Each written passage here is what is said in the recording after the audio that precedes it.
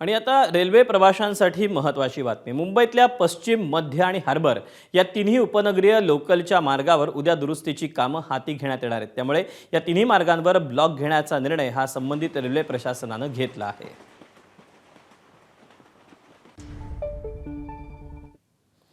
मुंबईतल्या उपनगरीय लोकलच्या तिन्ही मार्गांवरच्या ब्लॉकविषयी आपण सविस्तर जाणून घेऊया। पश्चिम रेल्वे मार्गावर वांद्रे ते गोरेगाव स्थानकांच्या दरम्यान अप आणि डाऊन या दोन्ही हार्बर मार्गांवर ब्लॉक असेल। दुपारी 10:30 ते 3:30 या वेळेत पश्चिम रेल्वेचा मेगा ब्लॉक असेल।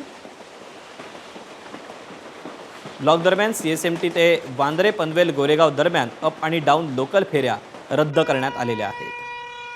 तर मध्य रेल्वेवर माटुंगा ते मुलुंड स्थानकादरम्यान अप आणि डाऊन या दोन्ही स्लो मार्गांवर मेगा ब्लॉक असेल। सकाळी 11:05 ते दुपारी 3:55 मध्य रेल्वेवर मेगा ब्लॉक घेण्यात येतोय। ब्लॉक दरम्यान अप आणि डाऊन स्लो मार्गावरच्या लोकल अप आणि डाऊन जलद मार्गावर वळवण्यात येतील। तर हार्बर रेल्वेवर CSMT ते चुनाभट्टी आणि वांद्रे स्थानकादरम्यान अप आणि डाऊन मार्गांवर मेगा ब्लॉक असेल। सकाळी 11:40 ते दुपारी 4:10 हा मेगा ब्लॉक असेल।